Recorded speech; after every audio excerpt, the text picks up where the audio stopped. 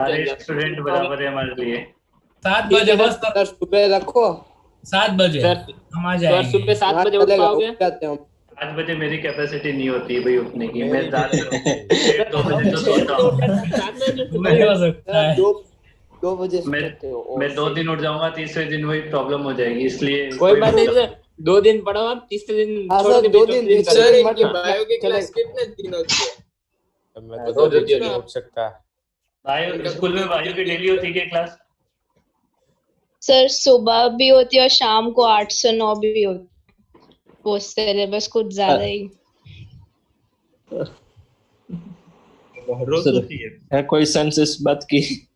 2 bio की class Sunday को 2 एक घंटे संडे सब को मैराथन टाइम खा क्लास जाने रख का लेते हैं ना बचाए सर। कुछ। एक अरे सेकंड पर उससे बाद में बाकी सर के सर वीक सर में वाइप आउट एक हो जाता आइडिया है है। सर। कभी ऐसा नहीं सोचा कि बैकअप क्लास के लिए भी टाइम नहीं बचेगा?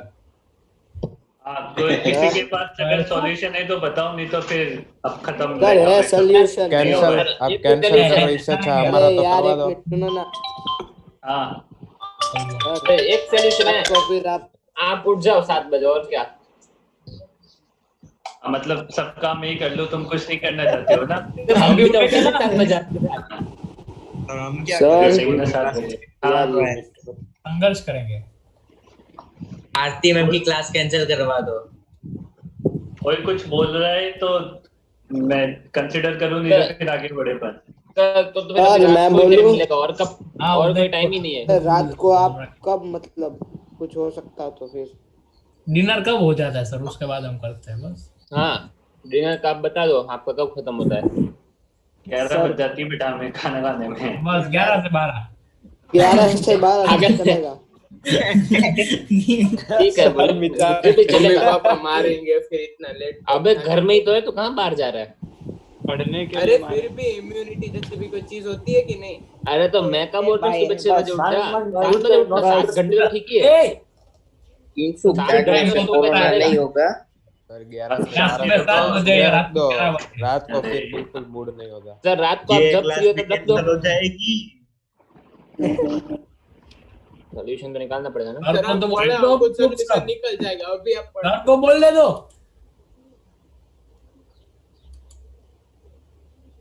तो क्या होता है? और है हाँ मैं इधर ही हूँ, मैं तुम्हारी बातें सुन रहा हूँ। तुम मैं सोचा कुछ सॉल्यूशन निकल जाए तो ठीक है, नहीं तो फिर तो 2 टाइम का ऑप्शन दिया। सर देखो, दो टाइम में नहीं, 11 से बाद आप- बहुत लेट हो गया वैसे भी। अब मेरी बात सुन लो। बैकअप क्लास लगनी है तो कहीं ना कहीं तो सैक्रिफाइस करना ही पड़ेगा तुम्हें। मैं नहीं करूंगा, तुम्हें करना पड़ेगा। रात को 10 बजे नहीं को देख लो हमारा तुम्हें कहाँ करना सैक्रिफाइस है, कौन सी क्लास छोड़नी है वो तुम। सर सुबह का सर टाइम आप सही है। रात को 10 बजे टाइम नहीं होता सर रात को? बेटा मैं 9:30 बजे फ्री होता हूँ और मंडे से तो हाँ। सेंटर पे जाना है, तो वहां सर से खाना कराऊंगा। बनाते खाना बना के फिर हमें खाना होता है, फिर थोड़ी अच्छा, बहुत रेस्ट भी करना होता है, फैमिली टाइम भी होता है, घर पे बात करनी होती है, समझ रहे हो ना? और फिर उसके बाद 11:30 बज जाएगी तो मेरे हिसाब से वो टाइम सही नहीं है पढ़ने के लिए। इतना तो माइंड उतना ब्लॉक हो जाता है तुम्हारा सही है। सुबह से सर शाम 9:15 तक से पढ़ते। 10:15 अच्छा, क्या टाइम है। घुसेगा दिमाग में? सुबह रख दो। हाँ सुबह। सर 9:15 वाला। हाँ सर एक ही टाइम है सर। अभी हम देखते हैं अभी तो करवाओ, दो बाद में देख लेंगे। हाँ वही। श्रेया तेरी क्लास से कुछ हो सकता है सुबह? सर मैं कैसे मतलब अभी यहाँ पे मैं हूँ, पर वहाँ पे मैम तो सबका ही कंसिडर करेंगी ना फिर। सर वरना थर्सडे संडे 2-2 घंटे। तुम्हारे हाँ, वो भी बैकअप होता है। बैकअप बैकअप सर, यही प्रॉब्लम है तुम्हारे। मतलब ये बैकअप में यही प्रॉब्लम होती है, सबका देख के चलोगे तो किसी का नहीं हो पाएगा। अरे एक का ही अटक रहा है। अब अटक रहा है जो अटक रहा है, वो तो उसमें मैं भी क्या कर सकता हूँ। मैं ऐसा तो नहीं बोल सकता उसे भी तू क्लास से छोड़ दे उधर से। तुम छोड़ दो ना, ऐसा करो ना तुम्हारी क्लास से। तो मुझे तो है ही नहीं क्लास। हमारी हमारी तो है ही मुझे भी नहीं है सर। कौन सी क्लास? तुम छोड़ दो। श्रेया तेरा किधर कब खत्म हो जाता है बेटा क्लास? सर रात को या नहीं, सुबह सुबह सुबह। बस सर सुबह तो सब जैसे उन लोग का 8 से 9 होता है और मेरा 9 से 10 होता है, फिर बाकी सब क्लासेस तो सेम ही होती हैं। अच्छा ऐसा है क्या? तो 8 से 9 रख लेते हैं सुबह, उसमें क्या है? सर आप तो सिर्फ श्रेया को छोड़ पढ़ाओ दो ना। कि हाँ, 8 रख लो, से रख लो। 9 मैच में कोई आएगा ही रख लो सर, हम तो आ जाएंगे। छोड़ हाँ, दो, वही। तुम छोड़ दो तुम्हारी क्लास ही। उसका क्यों बोल रहे हो कि उसको क्लास छोड़ना उसका? हाँ मैं तुम्हारा छोड़ दूंगा change- सर। ऐसा करो ना, तुम्हारा चेंज करवा लो स्कूल में वाओ। टाइम। सर हम 50 जन होते हैं मैथ्स सर क्लास में, हमारा मैथ्स में 55 साइंस और 15 कॉमर्स जनों का क्या चलेगा? मेरे को वो कोई मतलब नहीं, 50 हो 15 हो 1 हो। ऐसे हाँ सर मैं तो आऊंगा कभी भी, रखो आप। तो मैं वैसे भी। ही चेंजेस होता है। सर 4 से 5 4 से 5 मेरी क्लास नहीं होती क्या? फिर मैंने टाइमिंग स्लॉट नहीं सर बताया सर थे सर पर वो आप क्लास अगर उन लोगों को कोई प्रॉब्लम ना तो वो बाद में शिफ्ट कर दो। वो आपने जो 6 से 5 का बोला क्या ना, हमारे लिए सर अपना शेड्यूल खराब करे? मेरा चेंज होगा ना तो 5 फैकल्टी का चेंज होगा। सबका चेंज करना पड़ेगा।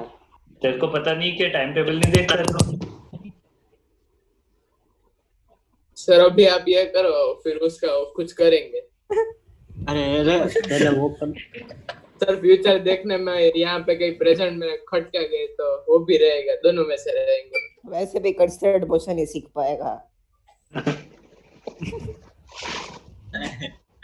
सर ये 9 से 10 परफेक्ट है और कोई 9 ठीक से है सर, 10 अभी वाला। आपको पढ़ा लो फिर देख लेंगे। अल्टरनेट कर दो, एक दिन बायो का बिगाड़ो, एक दिन मैथ्स का बिगाड़ो।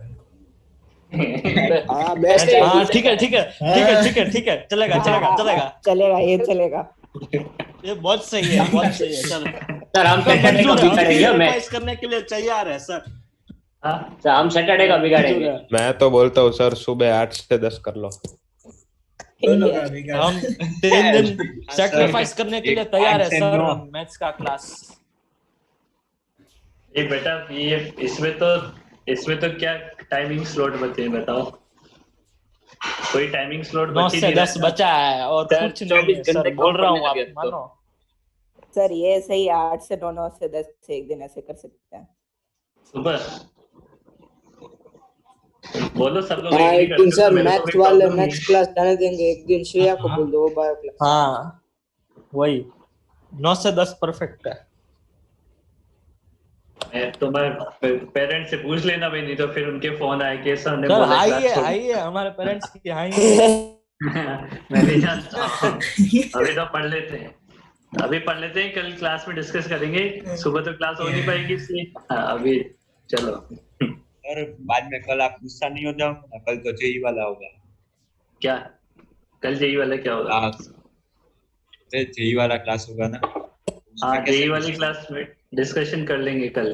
तुम सोच लेना पूरा कि किसको क्या मिस करना है नहीं करना है, और कोई टाइमिंग स्लॉट है कि नहीं है, या पंकज सर से बोल के तुम्हारी क्लास से आगे पीछे करवाना चाहो कुछ।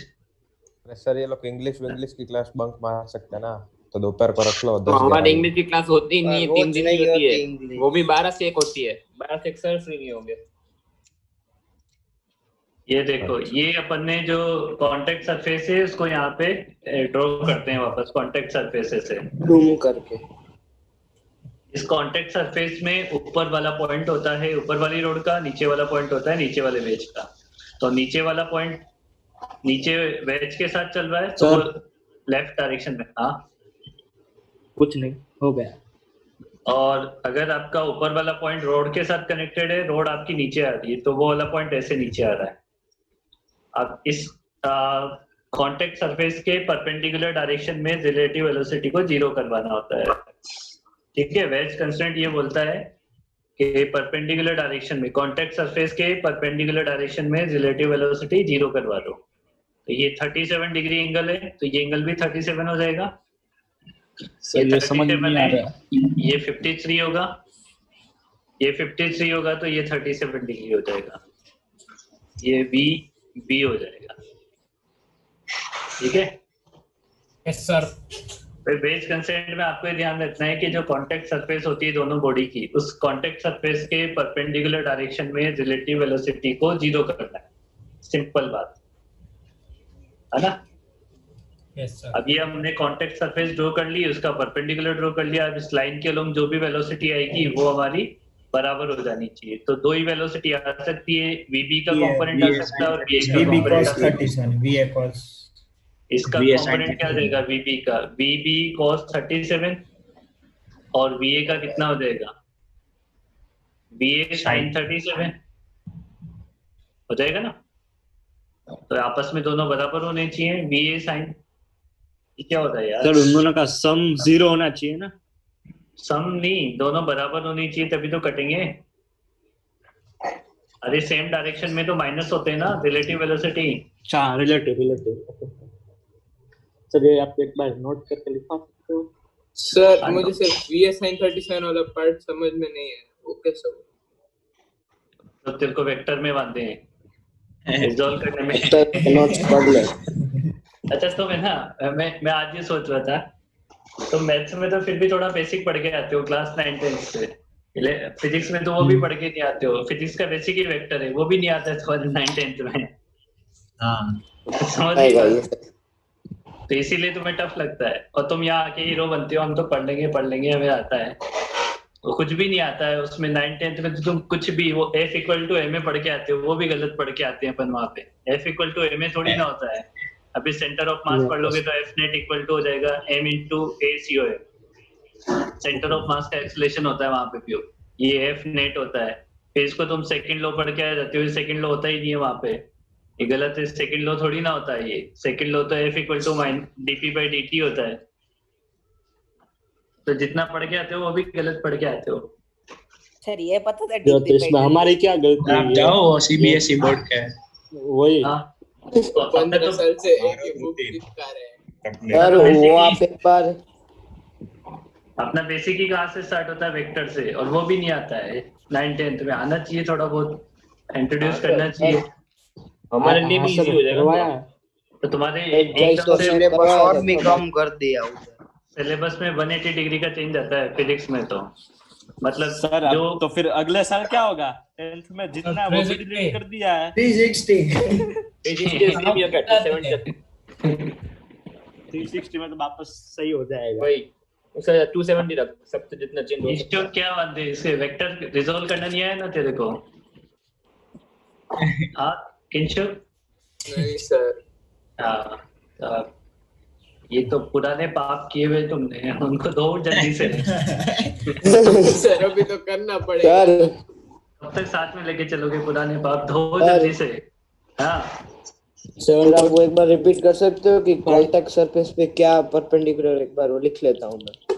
लिखना तो जब बता रहा हूँ। इसका VA का उधर कंपोनेंट कितना हो जाएगा जिसके साथ एंगल है? VA cos, ये cos वाला होता है, और इसके परपेंडिकुलर कौन सा मिलता है दूसरी डायरेक्शन में? साइन वाला मिलता है, ये साइन वाला हो जाएगा। VB का बाड़ा होकर देख ले, हो जाएगा समझना है। एंगल है, इस एंगल के साथ में कौन सा कंपोनेंट मिलेगा? cos वाला। सर वो तो पता है, तो साइन तो फिर क्या पता नहीं है सर? फिर क्या? साइन। हाँ यार ये तो, हाँ बोल। आंसर 7.5 आ रहा है। 7.5 कहाँ से आएगा? अरे पर ये इसमें sin D theta नहीं है = वैल्यू। a cos theta। हाँ मैंने 10 मान लिया, पता नहीं क्यों हवा में। 3VA = 4VB, ये रिलेशन हो जाएगा। अगर इसमें से कोई एक निकालना हो तो अपने आप मिल जाएगा। एक दे रखा हो दूसरा मिल जाएगा ना इजीली। Yes sir. इसमें लिख लो, यहाँ पे क्या लिखना था? वेज कंस्टेंट करके लिख लो। वेज कंस्टेंट करके लिख लो यहाँ पे। हाँ, relative velocity perpendicular to the contact surface should be 0।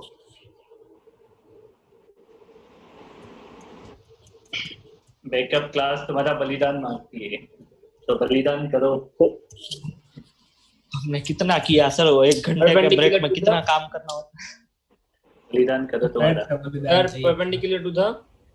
Perpendicular to the contact surface, perpendicular to the contact surface. अरे जेडी भाई ने एब्सेंट डाल दी है, तो रिवीजन क्लास थी अपनी। मैं भी ईजान है। ईजान बोला, ईजान आया? ईजान सुबह आया था, शाम को नहीं आया। ये भी लड़का है ना, आइटम ही है। आधी क्लास पढ़ ली, आधी छोड़ दी है, मतलब ही क्या निकलेगा। एक पेपर दिया, एक पेपर नहीं दिया भाई साहब ने, बहुत अच्छा किया है। हाँ चलो ये हो गया ना? यस देने के बाद Yes, sir. हाँ मेरा देने के बाद भी कोई फर्क नहीं पड़ा ज्यादा मार्क्स में। मैं तो मन भी नहीं किया दूसरा पेपर देने का। वो पहले मुझे वाले भी मन नहीं कर रहा था।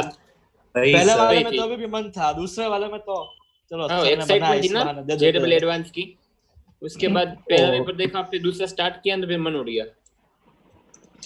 ये पेपर तो ऐसे ही आते हैं बेटा, ये तो फिर भी इजी थे, इससे भी टफ आते हैं पेपर तो। हाँ और सर। धीरे धीरे हो जाएगा सर।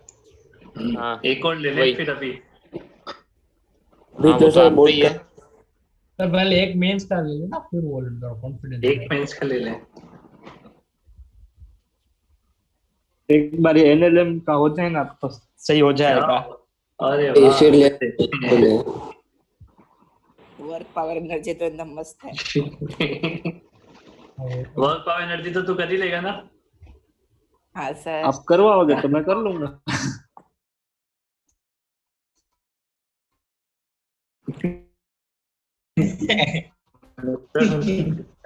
करवा ही रहा हूँ, देखते हैं अभी। उसमें टेन से नीचे आ रहा होगा। ये 10 अब 10 नहीं लिखूं मैं, 15 लिखूं। बताओ एक ही स्पीड बताओ। सर ये थोड़ा गंदा आया, नहीं अच्छा लगा।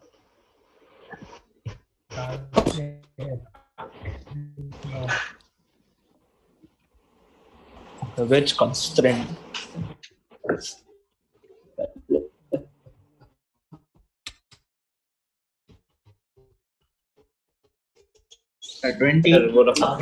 टेक कर देना तो मॉडल से रिलेशन में वैल्यू पुट कर दो डायरेक्टली, है ना?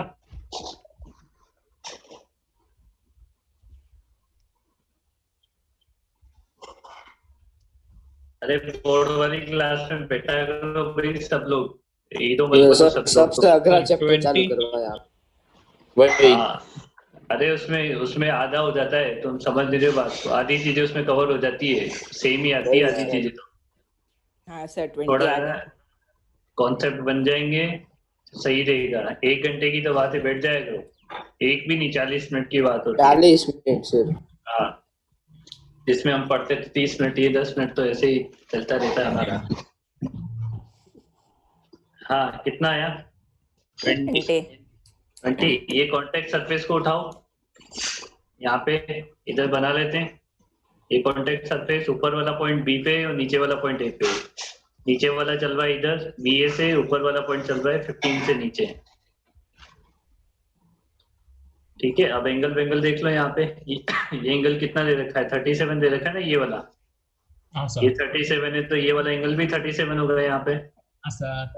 ये 37 है, ये परपेंडिकुलर ड्रॉ कर लिया ऐसे। 53 तो ये 53, तो ये भी 37। तो बी ए का कंपोनेंट कितना हो जाएगा इधर? बी ए साइन 37 और इधर 15 का कितना हो जाएगा? 15 cos 37। दोनों बराबर होने चाहिए। हाँ आज क्या है ये क्या हो रहा है? अरे यार ये बहुत ज्यादा हैंग हो गया, बहुत सारा भर गया ना इसमें, जो गड़बड़ कर रहा है ये। तो B A cos 37 degree equal to होना चाहिए 15 cos 53 डिग्री। अब बी ए cos 37 कितना होता है? 4/5। ऐसा कोई तो नहीं है ना जिसे 37 53 के एंगल पता नहीं हो और बोल नहीं रहा हो। निश्चय। अरे आपने निश्चय। अरे अब पता है ऐसा कोई है तो नहीं ना जो बोल नहीं रहा और पता नहीं हो एंगल। ऐसा कोई अब तक टिक ही नहीं सकता वरना। ये कितना आ जाएगा? सर आपने इतने क्वेश्चन करवा, जिसको नहीं पता होगा उसको भी पता चल जाए।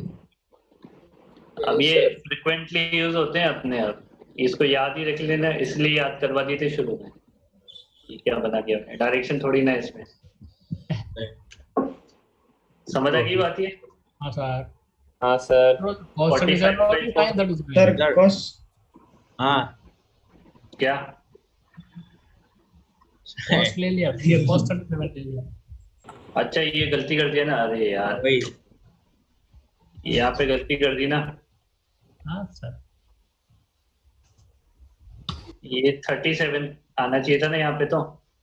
सर वहाँ पे साइन 15 तो ये 15 के साथ साइन आएगा। cos 37 उधर तो साइन सही है। अरे तो सही था। सर आपने उधर हाँ वो सही है, ये VA के साथ साइन आएगा ना। हाँ तो इसको कट कर देते हैं ना। नहीं नहीं, फॉर्मूला ही गलत था। VA cos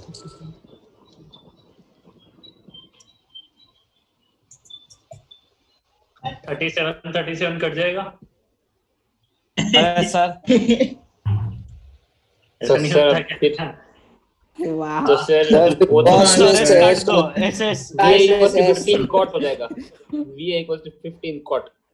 नहीं SSB कट जाएगा। अच्छा हाँ कहाँ SSB कट जाएगा, सॉरी। फिर वो वही तो इनको आता है। नहीं सही आ रहा है। अच्छा ये 5 है ना, 20 आ जाएगा। ये तुम्हारा कंस्ट्रेंट मोशन तो होता है खत्म। सर आप वो बोल रहे थे पावर बस। मेथड आओगे। बस सर ये दो तीन क्वेश्चन। सर वेज कंस्ट्रेंट का एक और क्वेश्चन क्लास है वैसे सर भी। आप वो बोल रहे थे आप योगी में से करवाओगे वो। और फिर सर आप तो हमें तो क्या धमकी दे रहे थे, इरोडो में से नीट लेवल पे। इसके क्वेश्चन नहीं होंगे योगी वगैरह में, तो इसके तो NLM के तो मिल जाएंगे। इसका तो सर HC वर्मा में भी नहीं, इसके बुक में ही नहीं होते हैं। ये क्वेश्चन नहीं होते हैं, बस काम आता है इसलिए पढ़ा देना पड़ता है। सर आप वो सर वेज कंस्ट्रेंट का एक और करवा दोगे? एक ये क्वेश्चन याद दिलाओ मेरे को। शीट में तो थे क्वेश्चन है ना। सर शीट में वेज कंस्ट्रेंट की शीट क्या है, उसमें सिर्फ वो नहीं है एनाटॉम और फिक्शन। एक्सरसाइज 1 उसी की है ना। उसमें है तो सही, मैक्स करके क्वेश्चन है तो सही। अरे वो मंकी वाला। हाँ सर मंकी वाला थोड़ी ना था। वो तो अलग था। कहाँ गया सर? मैं बोल रहा हूँ ना, आप मानो वेज कंस्ट्रेंट, ये कंस्ट्रेंट एक और क्वेश्चन करवा दो। ये लो मैं ढूंढ लेता हूँ। अरे वो डेटा गलत हो जाते हैं तो फिर चक्कर पड़ जाते हैं, फिर आंसर आते रह जाते हैं। मैं देख लेता हूँ क्वेश्चन, बस क्वेश्चन देख लेते हैं। सर इसमें सीधा NLM से चालू हो रहा है। एक्सरसाइज 1 देख पीयूष। इसमें बेस कंसेंट भी है बेटा।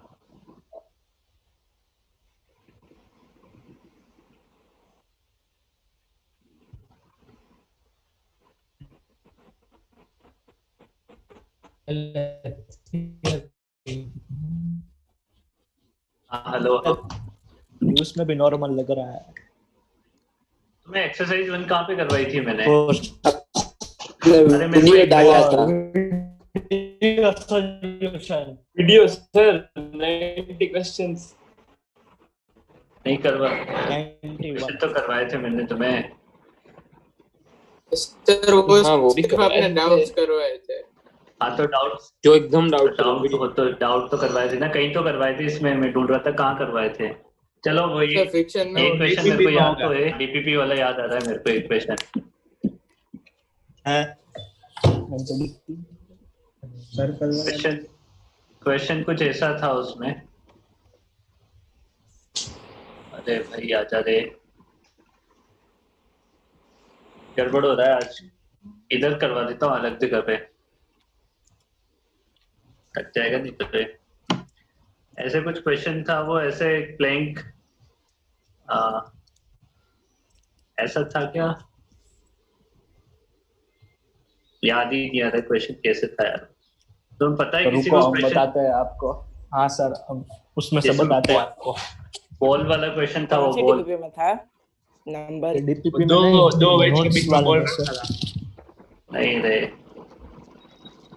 सर ये वाला करना, ये उसमें भी पुली आ रही है, वेज के साथ पुली भी आ रही है, वो वाला करना है कि रॉड वाला करना है? ये कर लो ना, ये रहा ना एक रॉड ऐसे रखा था। सर वेज कंस्ट्रेंट में 2 ही क्वेश्चन करवाया आपने, ये दोनों ही करवाया। 2 काफी हैं, समझ आना चाहिए अपने को। बाकी मैंने DPP में सोल्व करवाए तो थे क्वेश्चन तुम्हें। सर एक ये वाला क्वेश्चन आपने करवाया है, ये जो उसमें एक ऐसा वेज है और 3 पुली है। नहीं वो नहीं है सर वो रॉड वाला मुझे मेरे को मिल जाते। क्वेश्चन तो था, मेरे को याद आ रहा है, पर वो किस में है ये मेरे को पता नहीं कहाँ ये पे। वाला है सर, हम्म, वो सर्कल, दो स्फीयर्स वाला था। उसमें नॉर्मल रिएक्शन वाला है वो कंस्टेंट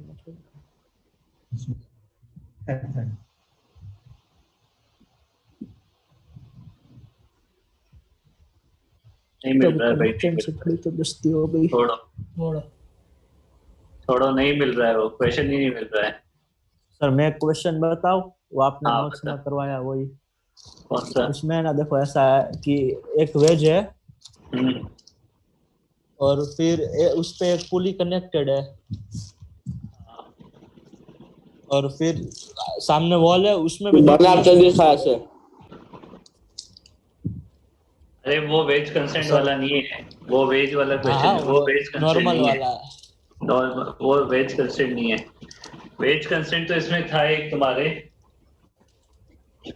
डीपीपी में, शीट में कहीं तो था क्वेश्चन। वो एग्जैक्टली मेरे को पता नहीं लग रहा है कैसे था वो क्वेश्चन।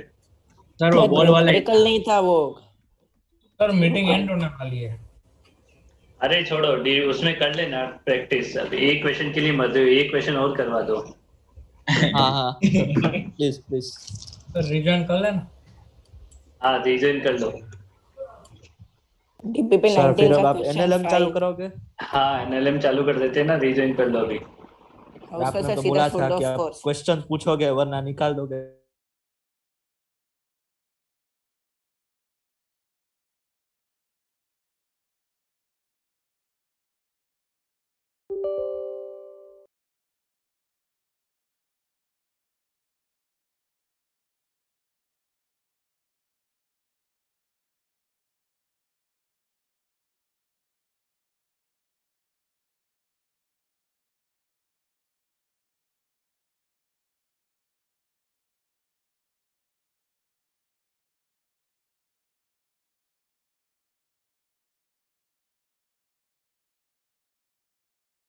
एलएम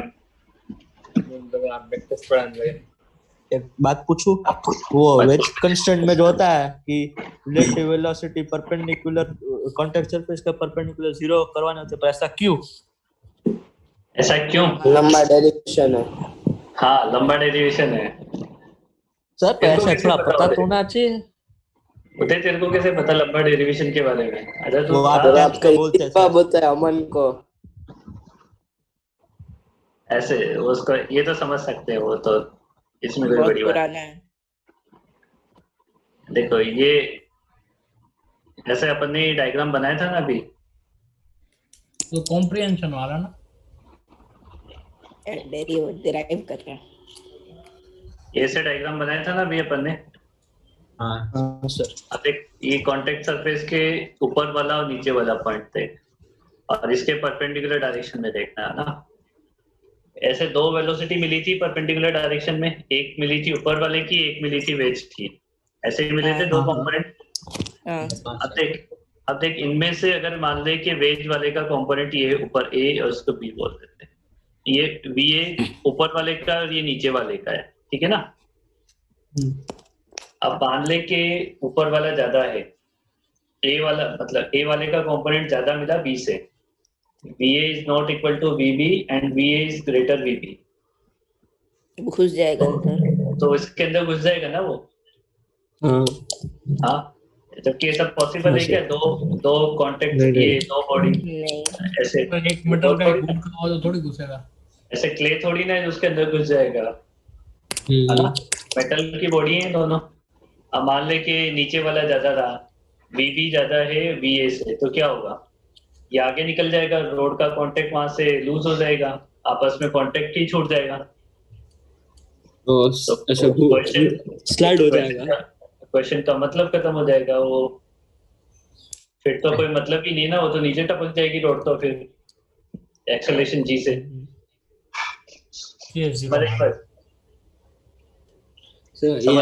VB बड़ा हो तो क्या हुआ, वो बी वाला वेज निकल जाएगा साइड में। हाँ, ये नीचे से चुपके से निकल लेगा इधर से, है ना, और ये हवा में लटक जाएगी ऐसे। फिर क्या होगा कि थोड़ी देर बाद नीचे गिर जाएगी।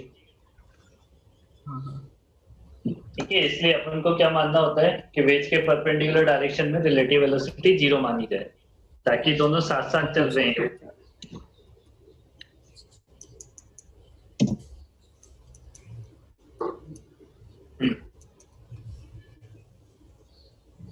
चलिए, हाँ, न्यूटन्स लॉ ऑफ मोशन में बोल रहे थे क्या? सुबह कुछ मेथड का बोल रहे थे ना। कौन सा मेथड का? ओह, पावर मेथड। हाँ, पावर मेथड क्या बोलता है ना, उस पे एक क्वेश्चन कर लेते हैं, देखते हैं ऐसे। डायरेक्ट एक्सीलरेशन का रिलेशन है। हाँ, उससे डायरेक्टली एक्सीलरेशन के रिलेशन हो जाते हैं।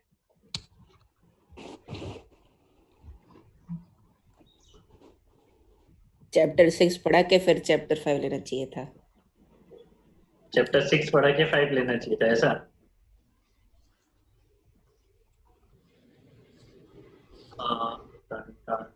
इधर इधर क्या माना जाए? यहाँ पे एक कुछ नहीं, चाल से, ये तो चाल से, इसको दीवार मान देते हैं यहाँ पे। इसका मास 2m मान लेते हैं, इसका मास m मान लेते हैं।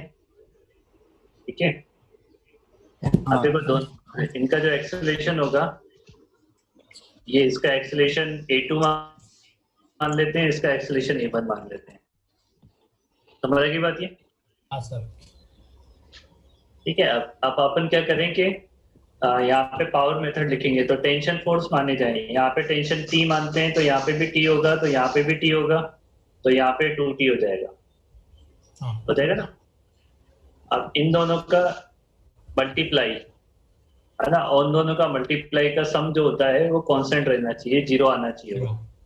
तो ये होता है 2T into A2 plus T into A1, और ये इक्वल टू 0 आना चाहिए। यहाँ से T से T कट जाएगा, और 2A2 इक्वल टू क्या मिल जाएगा? -A1। ये डायरेक्टली एक्सीलरेशन में रिलेशन मिल जाता है। ओके सर, समझ रहे हैं कि वैसे हम वो लगा के पॉइंट मेथड लगा के करते थे सर। हाँ, एक बार फिर से बताओ ना ये। अरे यार तो समझ नहीं आया कि बाहर था तू? इधर ही था सर, पर नहीं आया समझ में, थोड़ा नेटवर्क लैग हो रहा था। आप लिख रहे हो, आ ही नहीं रहा था, अचानक से सब आ गया। ये तो बढ़िया ना, एकदम से सब आ गया था। ये पावर 0 लिखी है। वैसे पावर का फॉर्मूला क्या होता है? Force into velocity, F dot v होता है। इसको अपन क्या कर देते हैं, डिफरेंशिएट कर दें, तो ये F इंटू क्या हो जाएगा? A हो जाएगा ना, ये dp बाई dt हो जाएगा इधर। तो अपने को ऐसे कोई मतलब नहीं, अपने को तो ये लिखने होते हैं बस, तो ये आप लिखते जाओ। वेलोसिटी के लिए चलता है। हाँ, वेलोसिटी के लिए भी चलता है भाई, तीनों के रिलेशन सेम ही होते हैं, एक्सेलरेशन, वेलोसिटी और डिस्प्लेसमेंट। आप किसी के लिए भी लिखो, एक ही बात है। तो क्या लिखती है? हाँ बताओ तो सही क्या है। ये यहाँ पे T माना, हाँ, यहाँ पे T है, तो यहाँ पे भी T है, यहाँ पे भी T है। ये दोनों T मिलके नीचे हो गए 2T, है ना? T2 भी बोल सकता है ऐसे, नहीं 2 इंटू T सही रहेगा। फिर नेट पावर लिखनी है, तो tension into acceleration, tension into acceleration. ठीक है ना? अच्छा सॉरी, मैंने एक साइन गलत लिख दिया है भाई, मैंने ये गलत साइन लिख दिया है नीचे वाले के लिए। इसमें तो टेंशन और एक्सेलरेशन दोनों सेम डायरेक्शन में, तो T इंटू A1 आ जाएगा। इसमें टेंशन और ऑपोजिट डायरेक्शन में, तो A1 इक्वल टू 2A2 आएगा। क्या आएगा? A1 इक्वल टू, और सर ये प्रोडक्ट का सम 0 क्यों होता है? प्रोडक्ट का सम 0 इसलिए मानते हैं क्योंकि स्ट्रिंग के अलोंग पावर डिलीवर्ड जो होता है वो 0 होता है ना? ऐसा मानते हैं कि स्ट्रिंग के अलोंग जो पावर डिलीवर्ड है वो 0 होता है। स्ट्रिंग के अलोंग कोई भी पावर डिलीवर नहीं हो सकती है। ये चैप्टर 6 में पढ़ोगे थोड़ा पावर वॉर के बारे में, तो थोड़ा सा। फिर ये तो वैसे भी dp बाई dt है ना, dp कहाँ है ये जो 0 कर रहा है? बट वो से वेलोसिटी में मान लेते हैं, उसे कोई इशू नहीं है, मतलब मान लेते हैं। वो अब इस चैप्टर 6 में थोड़ा अच्छा समझ। अब इसमें तुम पुली उससे लगाओ, पुली वाले फॉर्मूले से, पुली वाले फॉर्मूले से क्या मिलेगा, A2 इक्वल टू ऊपर वाले का क्या है A1 प्लस इधर वाले का क्या है 0 डिवाइडेड बाई 2, तो 2A2 इक्वल टू A1 मिल रहा है ना, सेम ही आ रहा है ना। ये 2A2 ये A1 हाँ इस पे क्वेश्चन करो ना एकदम। अब इसमें उन सारे क्वेश्चन को प्रैक्टिस करो पावर मेथड से जो अपन ने आज किए सारे। ठीक है सर एक करवा दो आप। एक करवा दिया ना मैंने अभी। सारे क्वेश्चन दोबारा करें पावर मेथड से। होमवर्क लिख लिया पार्थ, कल चेक करवाना मेरे को। आगे पढ़ लेते हैं ना। देखो आता है असली वाला गंदा वाला।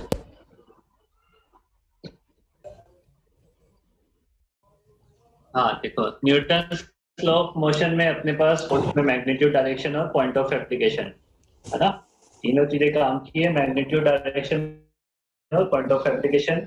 इसके बारे में अपन ने लिखा था फोर्स के बारे में 1 न्यूटन 10 की पावर 5 डाइन के बराबर होता है, वेक्टर है, इसकी यूनिट हो जाएगी न्यूटन और इसका डायमेंशन हो जाएगा mlt-2। टाइप्स ऑफ फोर्सेस में अगर हम देखें तो कांटेक्ट, नॉन कांटेक्ट और न्यूक्लियर फोर्सेस। कांटेक्ट में आ जाते हैं tension, friction, normal. Non contact में होता है इलेक्ट्रोमैग्नेटिक, ग्रेविटेशनल, मैग्नेटिक। ऐसे फोर्स जिनमें कांटेक्ट की रिक्वायरमेंट होती है तो वो कांटेक्ट हो जाएंगे। ऐसे फोर्स जिनमें नॉन कांटेक्ट की रिक्वायरमेंट नहीं होती है वो नॉन कांटेक्ट में आ जाएंगे, है ना।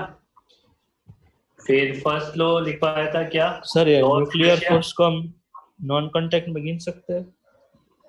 न्यूक्लियर फोर्स नॉन कांटेक्ट, इसका नेचर ही अलग होता है एक्चुअल में, तो सिर्फ लिखने के लिए इसलिए इसे अलग ही कैटेगरी में डिफाइन किया गया है। सर हाँ सर, ये एटम लेवल पर जो वो मोशन होता है वो न्यूटन में से नहीं होता ना, मतलब नहीं ये नहीं चलती है वहाँ पे, वो अलग ही चलते हैं ना उसमें, मैकेनिक्स नहीं चलती क्योंकि वहाँ पे जो न्यूक्लियर फोर्स होता है ना वो न्यूट्रॉन के बीच में भी होता है, दो अनचार्ज पार्टिकल के बीच में भी न्यूक्लियर फोर्स लगता है। वहाँ थोड़ा अलग चलता है, वो एटॉमिक फिजिक्स अलग चलती है। तो वो किसने दी थी? जिसने क्वांटम दी थी। अमन? हाँ सर, मैंने बनाई थी वो। तो मुझे लगा आपने बोला, मैंने बनाई। फर्स्ट लॉ क्या होता है ना, फर्स्ट लॉ क्या होता है, लॉ ऑफ इनर्शिया होता है। Body continues to non balanced rest or uniform motion until an external force is applied on it. कोई भी बॉडी अपनी पोजीशन को मेंटेन करती है जब तक उस पर कोई बाहर से फोर्स लगाया ना जाए। अगर वो चल रही है तो चलती रहेगी, रुकी है तो रुकी रहेगी, बट मोशन होना चाहिए कांस्टेंट वेलोसिटी वाला, एक्सेलरेटेड मोशन नहीं होता है। इसको लॉ ऑफ इनर्शिया बोलते हैं। इनर्शिया किस बात पे डिपेंड करता है? मास पे, मास, है ना। सेकेंड लॉ क्या होता है, dp vector divided by dt equal to proportional to f। ठीक है, p को क्या लिख देते हैं, m इंटू v। p की वैल्यू यहाँ पे सब्स्टिट्यूट कर देते हैं, प्रोपोर्शनलिटी साइन को हटा के k लगा देते हैं। यहाँ से दो केस बन जाते हैं, जब मास कांस्टेंट है, ठीक है, जब मास कांस्टेंट है तो मास को बाहर ले लेंगे, ये बाहर आ गया मास, और v का डिफरेंशिएशन हो जाएगा एक्सेलरेशन। फिर k को प्रैक्टिकली क्या मानते हैं, 1 मानते हैं, तो f इक्वल टू ma बन जाता है। ये तुम पढ़ के आते हो, जबकि ये तो होता ही नहीं है। सेकंड लॉ क्या होता है, ये सेकंड लॉ है हमारा। सेकंड केस में क्या होता है, मास कांस्टेंट नहीं है। अगर मास कांस्टेंट नहीं है तो दोनों को आपको डिफरेंशिएट करना पड़ता है बारी बारी से। पहले m को कांस्टेंट लो से प्रोडक्ट रूल कर लो, फिर v को बाहर निकाल लो, m का कर लो, प्रोडक्ट रूल लगा दो इसमें। बराबर है ना? बराबर है। हाँ सर, चलो पहला क्वेश्चन करते हैं। पहला क्वेश्चन तो क्या ही करें, शर्म आ गई। वो सबसे फेवरेट सर, कॉन्फिडेंस बढ़ाने के लिए 6.5 आ रहा था उसमें क्वेश्चन मुस्तक। हाँ 6.5 आ जाता है, डाउट है तेरे को? हाँ सर। हाँ सर। हाँ ऐसे तुम ऐसे पढ़ोगे ना तो सही में मेरे को केमिस्ट्री या मैथ्स पढ़ानी पड़ेगी कंफर्म है। हम उसमें भी यही करेंगे। अच्छा उसमें भी यही करोगे? तो मेरा सब्जेक्ट परिवर्तन करवा दोगे थोड़े दिनों में, ऐसा लग रहा है मेरे को। मेरा भरोसा उठता जा रहा है फिजिक्स से। सर आप पहले मैथ से पढ़ा है सर। हाँ मैथ्स तो आती थोड़ी बहुत अपने को। हाँ करवाना है, क्या करवाना है, फालतू बातें करते हो तुम।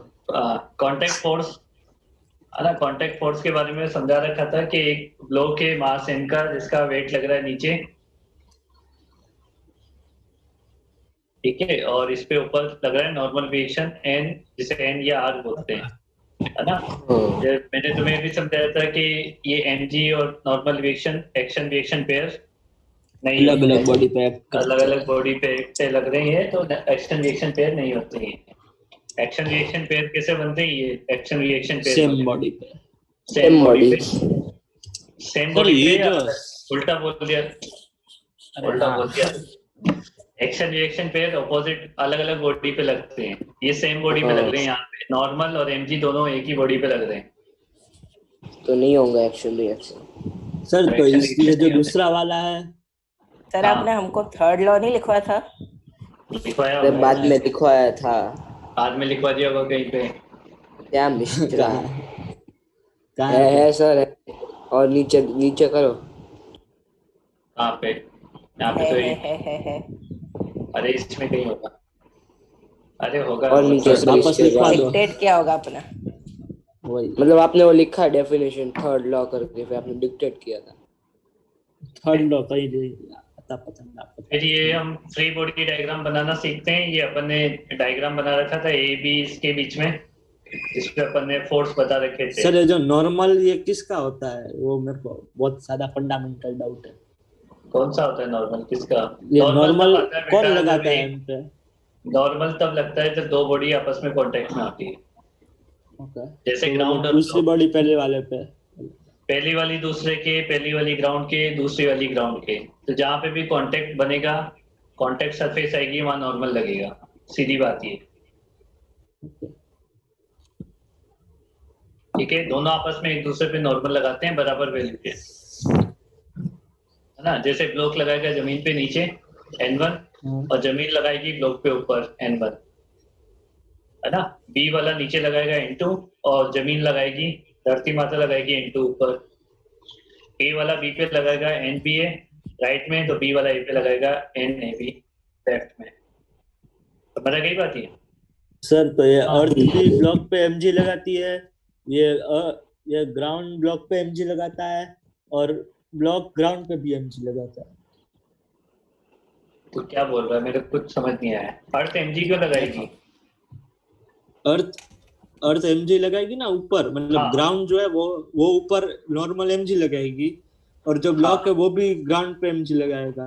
हाँ लगाएगा, सही है। और अर्थ ब्लॉक को खींचेगी mg से। हाँ बिल्कुल खींचेगी।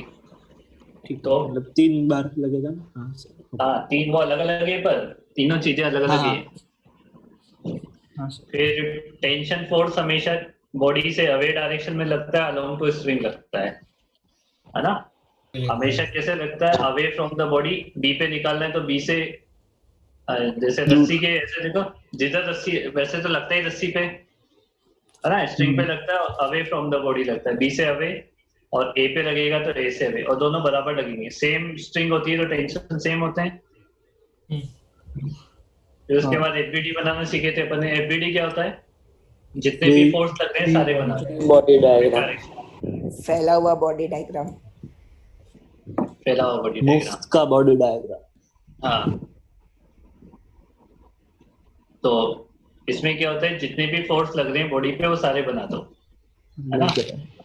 अब ये ABC 3 डायग्राम, 3 ब्लॉक है, तीनों के अपन ने फ्री बॉडी डायग्राम बना रखे हैं। इधर देखो, ए पे कितने फोर्स लग रहे हैं? खुद का mg लग रहा है नीचे, नीचे वाली धरती माता लगा दी ऊपर n1, ठीक है ना, नीचे सी वाला लगा रहा है नीचे, बी का लग रहा है नॉर्मल लेफ्ट में, और कौन सा बचा? बस हो गया ना सबका।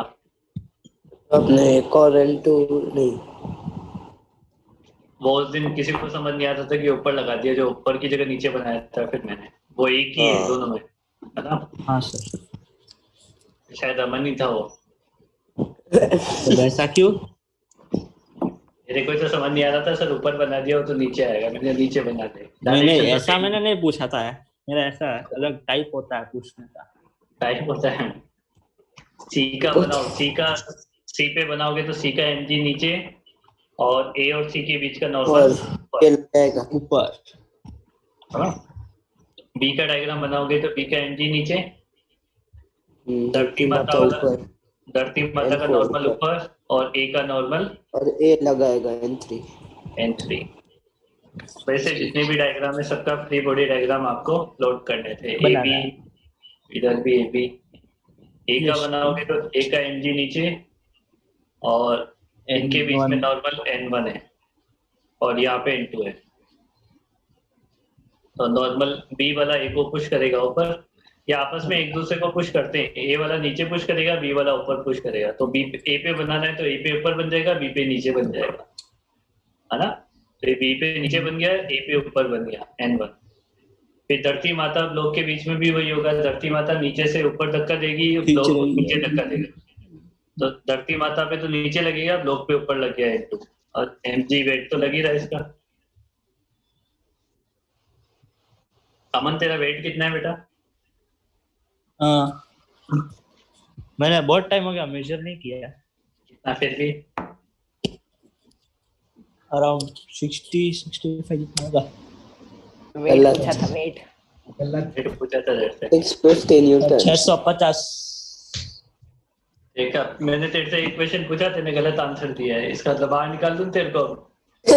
अरे सर पर आप वो वेइंग मशीन तो नॉर्मल मैंने तो वेट पूछा था, ये थोड़ा पूछा था वेइंग मशीन पे रीडिंग क्या आती है। तेने आंसर गलत दिया है अमन। ये तो आंसर हो गया यार, ये इरोडो का क्वेश्चन था ये। इरोडो में तो ऐसे क्वेश्चन नहीं आते। अमन अब तेरे को बाहर निकाल दूं ना मैं? तेने नहीं बोला था सर, मैं पढ़ जब के आप आऊंगा, पूछ लेना। हाँ मैंने तो कंस्ट्रेंट का बोला था। हाँ वही सर, अभी तक आपने कंस्ट्रेंट ही पढ़ा है। ये क्या कंस्ट्रेंट? वो तो नॉर्मल, तो बिल्कुल बेसिक क्वेश्चन है सर। अभी तो आपने जी की वैल्यू बोला कि इरोडो में था, आप बोल रहे हो बेसिक है। मतलब इरोडो के बेसिक एक्सरसाइज में था ये क्वेश्चन, पहला ही क्वेश्चन है। वाह सर वाह। मैंने तो कंस्टेंट का बोला था, कंस्टेंट का पूछना था। चलो अमन अब तू नॉमिनेट कर सकता है। अमन तो नॉमिनेट कर सकता है नमन को। नहीं नमन ने सहायता की है। नमन की सहायता की है। हम अमित सर को नॉमिनेट करते हैं। सर हम आपसे क्वेश्चन पूछेंगे। ठीक है चलो तुम पूछो, मैं बाहर निकल जाता हूँ। फिर हम वापस 6-25 को पूछेंगे। मेरे को कुछ नहीं आता है, मैं बाहर निकल जाता हूँ बस। नहीं अभी तो पढ़ा उसके, मैंने पहले ही सरेंडर कर दिया। श्रेया पूछ रही मेरे से क्वेश्चन। हाँ श्रेया नहीं मैं कोई क्वेश्चन नहीं पूछ रही। मैं तो बोल रही हूँ कि सर वो एक दिन का टाइम दे दीजिए, किरण मैम से पूछ लूंगी कि पूछ देना अगर हो सके तो पूछ लेना। अगर वो अगर तेरा चेंज हो जाएगा तो सबको शांति मिल जाएगी, बात ये है। सर मैं श्योर नहीं हूँ कि वो चेंज करेंगे कि नहीं करेंगे, पर पूछ लूंगी मैं। बेटा ऐसे है ना, एकदम सॉलिड बहाना बताना। सर का नाम दे देना। नहीं मेरा नाम विकास दुबे का नाम दे देना। सर देना सर का दुबे। ऐसे एकदम सॉलिड बहाना बताना। बोलना कि दुबे ने बोला है 9 से 10 फ्री रहो सब। दुबे सर वो मैं क्या मम्मी बात कर लेंगे तो फिर शायद मान जाए मैम। देखना एक बार ट्राई करना। मैं ऐसे नहीं बोल रहा हूँ कि तेरे को फोर्स है, अपन इनको भी नहीं सकते हैं। सर मैं समझती हूँ 29 लोग नहीं बोल सकते तो मैं बोल सकते हैं एडजस्ट कर लेती। अरे तुम बोल देना। किसकी क्लास होती है मैथ्स? वैशाली किसी और की होती है ना तो बोल देते कि ये रहा इनका नंबर। आप ही फिर ना आप जिस दिन क्लास में होगे ना उस दिन भी वो नहीं आने देंगे अंदर। तुमसे ना हो पाएगा। नहीं तो मैं समझ गया, तुमसे तो ना हो पाएगा। हाँ सर है ना। ख्याल भी नहीं आता एक बार पूछ लेंगे। वैशाली मैम की क्लास है, जाने दो हमें। सोच लो आप। क्या प्रिंसिपल सर को ये बोल के आते हैं कि वैशाली मैम की क्लास है, हमें जाने देते हैं प्रिंसिपल सर। प्रिंसिपल सर भी जाने देते हैं। वाह, चलो ये करो। क्वेश्चन 3, 4, 5, 6, 7, 8 इनके फ्री बॉडी डायग्राम बनाने थे हमें। ओके हाँ जल्दी, मैंने यहाँ बाजू में ही बना दिए थे डायग्राम। तो हम तो गए।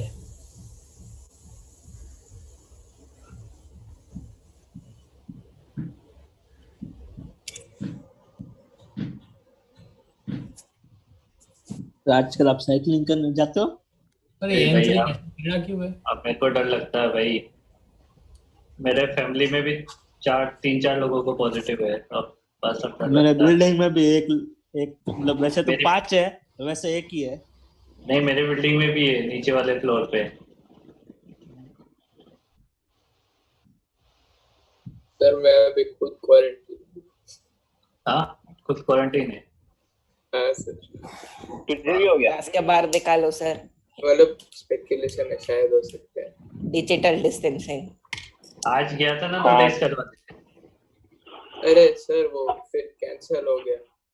कैंसिल हो गया टेस्ट? उन्होंने बोला कि मतलब अभी मत करवाओ, नहीं होगा ना तो भी अगर यहाँ पे आएगा तो रिस्क है, इसलिए 5 दिन घर पे रहो, अगर सिम्टम्स डेवलप होता है। सही है, बढ़िया है। कोई नहीं सर, कोरोना को किंचित पॉजिटिव आएगा। कोरोना को किंचित पॉजिटिव आएगा, वाह। एक बार होगा ना बेटा, फिर पता लगेगा किसको पॉजिटिव और किसको नेगेटिव आएगा। बहुत पतली हालत हो जाती है। वही सर, पता ही नहीं चलता। वही पता ही नहीं चलता किसको होगा किसको नहीं होगा। वही तो। ये देख लिए डायग्राम सारे? हाँ सर। ऐसे बच्चे कौन है जिनका पहली बार है? एक तो महक का होगा, महक आइए। मेरा सर। हमारा भी पहली बार है। महक का फर्स्ट टाइम होगा। पहली बार जैसा ही है। और किसका फर्स्ट? हमारा भी बैकअप पहली बार है। सर मेरा। हाँ, विनीत का सर। विनीत का।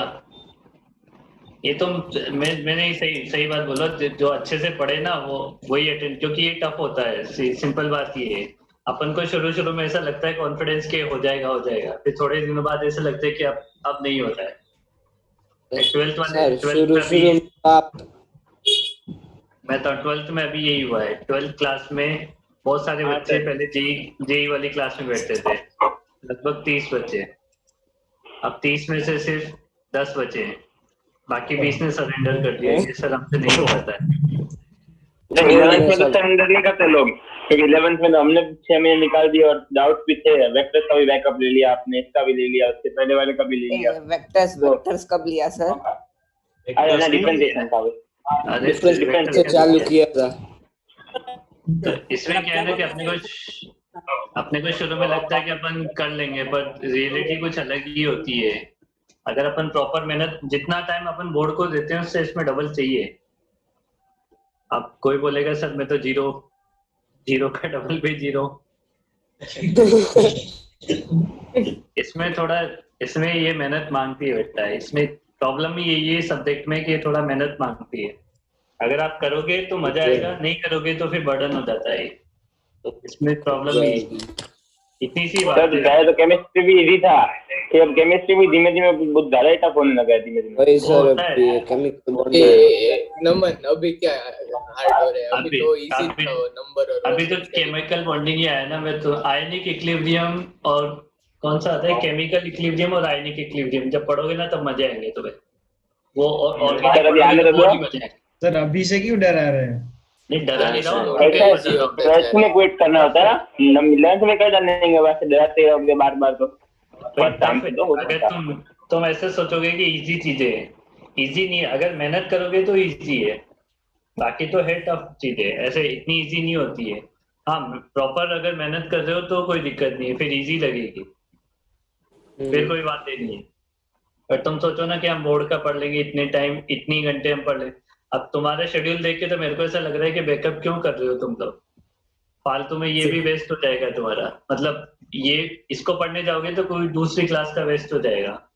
इतनी तो क्लास अटेंड कर रहे हो तुम, सेल्फ स्टडी का टाइम ही नहीं मिलता है तुम्हें। सर हम तो कर सकते हैं बैकअप, जो कर सकते हैं उसके लिए तो बेनिफिट है, जिसको इसको रिवाइज करने का टाइम नहीं मिलेगा उसका क्या मतलब है दोबारा बैकअप करने का, या इसके क्वेश्चन लगाने का टाइम नहीं मिलेगा।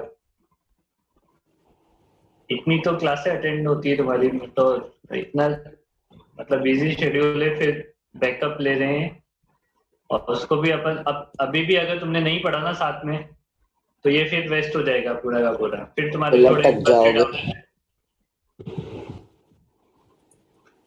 अभी देखो इसमें नेक्स्ट क्वेश्चन से स्टार्ट करते हैं अपन। यहाँ पे ये थोड़ा अटक रहा है। हाँ सर ये वाला 3 ब्लॉक, ये ब्लॉक वाले क्वेश्चन से स्टार्ट करते हैं। एक फोर्स लग रहा है 10 न्यूटन का 37 डिग्री पे, इसका एक्सेलरेशन फाइंड आउट करना है। तो हॉरिजॉन्टल कंपोनेंट निकाला है 8 न्यूटन कंपोनेंट और ये वर्टिकल डायरेक्शन में 6 न्यूटन हो जाएगा, है ना। तो ये कंपोनेंट निकाला और कंपोनेंट निकाल के 8 डिवाइडेड बाय 5 कर दिया। इसको चलाने वाला कंपोनेंट कौन है जमीन पे? 8, है ना। हमें चलाने से मतलब है एक्सेलरेशन पूछा है, तो 8 डिवाइडेड बाय 5 मीटर पर सेकंड स्क्वायर एक्सेलरेशन हो जाएगा। फिर इस वाले में 2 फोर्स लगाए थे 50 और 20 के, लगाए थे ना 37 और 53 डिग्री पे। दोनों ऐसे अंदर की साइड लग रहे हैं, दोनों ऐसे अंदर की साइड लग रहे हैं, है ना। इसमें एरो इंपॉर्टेंट होते हैं, उससे डायरेक्शन का पता लगता है किधर लग रही है। ठीक है, तो ये अपन ने इसमें डायरेक्शन बना दी अंदर की साइड, इसकी डायरेक्शन बना दी अंदर की साइड। अब इससे अपने को पता लग गया एरो से। अब इसको क्या कर लिया, रिजोल्व कर लिया। 50 को रिजोल्व किया 40 और 30 आ गया, 20 को रिजोल्व किया 60 और 20 आ गया। 16। तो इसमें हॉरिजॉन्टल पे कितना फोर्स लग रहा है? 40 इधर से लग रहा है राइट में, और लेफ्ट में लग रहा है कितना? 12। डायग्राम बना रखा है। 40 बड़ा है। बैलेंस हो जाते हैं ना भाई, वर्टिकल वाले चला नहीं सकते हैं, वर्टिकल वाले सिर्फ नॉर्मल क्रिएट कर रहे हैं उसका, है ना। वो आपस में बैलेंस रहेंगे। अगर वो अनबैलेंस है तो क्या हो जाएगा, या तो ब्लॉक जमीन के अंदर चला जाएगा या ब्लॉक ऊपर उठ जाएगा। अगर वो अनबैलेंस है तो इतना, हाँ अगर ये सेम ब्लॉक जैसे 2 kg का अगर हवा में से ऐसे नीचे आ रहा होता तो ये 16 वाले कंसीडर करते हैं, 30 और 16 वाले। निकालना क्या था उसमें? हवा में mg भी लग जाता है कि ऐसा हो सकता है, हो तो सकता है, पर निकालना क्या था फिर ये तो बता, उसमें क्या निकालेंगे बोलना। नहीं ठीक है ठीक है ठीक है, हाँ सर समझ गया भाई। उसमें फिर निकालेंगे क्या ये बता। एक्सेलरेशन पूछ रहा है तो उसका एक्सेलरेशन तो जी हो जाएगा, नीचे आ रहा है वो तो हवा से। हाँ तो जमीन पे जब चलेगा तो उसका एक्सेलरेशन जमीन का निकाल लेंगे। तो ये अपन ने एक्सेलरेशन फाइंड आउट कर लिया। चलेगा किधर? जिधर नेट फोर्स लगेगा। नेट फोर्स किधर है? 40 राइट में, 12 लेफ्ट में, तो लगेगा कितना? 40 - 12 डिवाइडेड बाई 2, तो 14 मीटर पर सेकंड स्क्वायर एक्सेलरेशन आ जाएगा। इसको वेज पे रख लिया।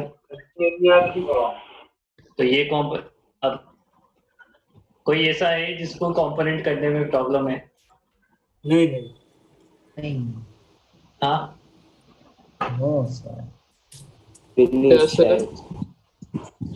कोई है जिसे कंपोनेंट करने में प्रॉब्लम है? सर किंगशुक को था ना लास्ट क्लास में। किंगशुक तो देखो, ये तो सही बात है, किंगशुक को शर्म नहीं आती, उसने बोल दिया। ऐसे बहुत सारे को शर्म आ रही है बोलने में, है किंगशुक? सर ऐसा नहीं है, पर अभी नहीं आता तो नहीं है तो फिर सारे बोलने पड़ेंगे ना। हाँ, पहले के पाप तो धोने पड़ेंगे ना बेटा, सही बात है। तो पहले तुम्हें क्या लगता था कि अरे फिजिक्स तो ऐसे ही कर लेंगे, क्या बात है। तो वही सर ये डिफरेंशिएशन इंटीग्रेशन में तो एकदम इजी लग रहा है, एकदम ऐसे मस्त चल रही थी ना गाड़ी। अरे यार ये तो क्या है, अभी हो जाएगा। वो तो बिल्कुल बेसिक सर। वो कभी खत्म होने लगा ना, वहां पे अटक गई थी थोड़ी गाड़ी। सर यूनिट्स मेजरमेंट्स तो बहुत इजी लग रहा था, इसीलिए लगा फिजिक्स हो जाएगा। वही कल तो यूनिट मेजरमेंट था। अरे वो इजी थोड़ी ना है, वो मैंने पढ़ाया क्या तुम्हें जेई वाला? तो हाँ वो भी है। यही वाला कहाँ पढ़ा अपन ने? यूनिट्स एंड फिर भी मेजरमेंट सर तो पढ़ा ही रिलेटिवली तो इजी है ना। यूनिट्स ही पढ़े नहीं, यूनिट्स ही पढ़ी है, मेजरमेंट तो कहाँ पढ़े? Vernier caliper, screw gauge, scale वगैरह सर कहाँ आप पढ़े? वो सर वो मैंने बोला था किए कि थे, वो भी एरर्स। किए थे, मतलब तो क्या हुआ सर, मतलब हमारे लिए तो फिजिक्स में शुरुआत इजी हुई ना हमारे लिए तो। हाँ चलो अभी इसे ऐसे ऐसे रख लिया अपन ने, इंक्लाइंट पे रख लिया तो नीचे हो गया mg sin theta, mg sin theta हो गया इसका फोर्स नीचे, तो एक्सेलरेशन भी नीचे आएगा फिर तो। इधर फोर्स लगेगा उधर ही एक्सेलरेशन होगा, तो एक्सेलरेशन कितना हो जाएगा? m का डिवाइड करोगे तो g sin थीटा। ये लर्न करने वाली बात होती है कि जब लोग इंक्लाइंट पे होता है तो उसका एक्सेलरेशन नीचे कितना होता जी है? Sine theta. विदाउट फ्रिक्शन की बातें पड़ी है, अभी फ्रिक्शन इंक्लूड नहीं हुआ है वरना चेंज हो जाएगा, है ना? अभी फ्रिक्शन नहीं है इसलिए सब कुछ चीजें सही है। फिर अपन ने ये क्वेश्चन किया था 2, 3, 5 का, अपने को एक फोर्स लगा रखा था 50 का राइट डायरेक्शन में, आपको नॉर्मल रिएक्शन पता करने थे। Find the normal reaction between 3 kg and 5 kg, n1 की वैल्यू पता करनी थी, ठीक है ना?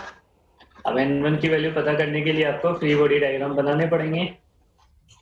तो पहले अपन कैसे करते थे? पूरे सिस्टम को एक मान लो, तीनों ब्लॉक को एक ही मान लो, तो तीनों ब्लॉक पे कितना फोर्स लग रहा है? 50। तो इस पूरे सिस्टम का एक्सेलरेशन कितना हो जाएगा? 50 डिवाइडेड बाय टोटल मास, है ना? 5 मीटर 5 मीटर पर सेकेंड राइट डायरेक्शन। मतलब सारे ब्लॉक जो हैं वो 5 मीटर पर सेकेंड से 5 मीटर पर सेकेंड स्क्वायर से चल रहे हैं राइट में। अब कहाँ पे निकालना था अपने को? 3 और 5 के बीच में। मैंने शायद तीनों कैलकुलेट करवाए थे, n2 भी कैलकुलेट करवाया था। तो ये सर आपने बोला था कि उस ब्लॉक से कैलकुलेट करो जहाँ पे सबसे कम फोर्स लग रहा है, फिर आपने दोनों मेथड से दिखाया दोनों बता दिए थे मैंने ना। तो इसमें क्या है ना कि 5 वाले पे 3 और 5 के बीच में निकालना है, तो उस वाले ब्लॉक का फ्री बॉडी डायग्राम बनाओ जिसपे कम फोर्स लग रहे हैं। तो मैंने 5 का बनाया क्योंकि 5 पे एक ही फोर्स लग रहा है नॉर्मल, जो इसको चला रहा है, ठीक है?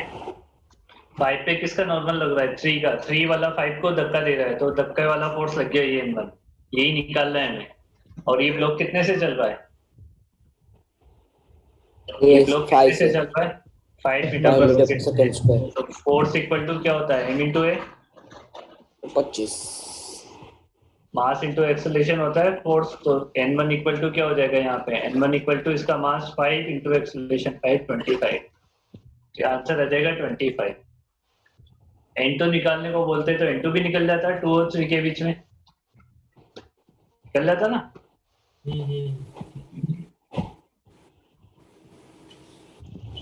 करके देखो, n2 निकाल के देखो सब लोग एक बार। ये मस्त क्वेश्चन, ये मस्त है, मजा। हाँ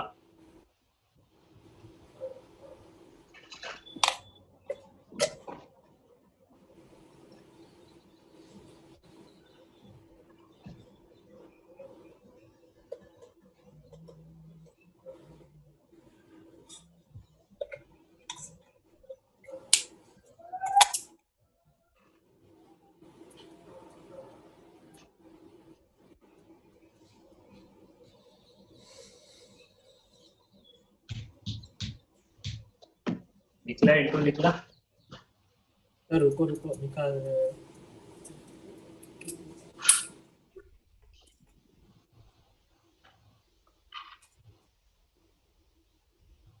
तो 14 न्यूटन आएगा।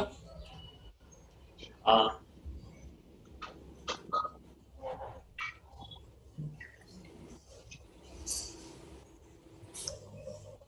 करना है 2 मिनट बाद। नेक्स्ट क्लास में पढ़ेंगे अब अपन। इस क्लास अभी कल डिसाइड करते हैं जेई की क्लास में कब रखें। हाँ कल जेई की क्लास। सर आप डायरेक्ट मैसेज डाल देना जॉइन नाउ। कल डिसाइड कर लेंगे अपन कितनी बजे रखनी है। तो 7 बजे कर लो आप।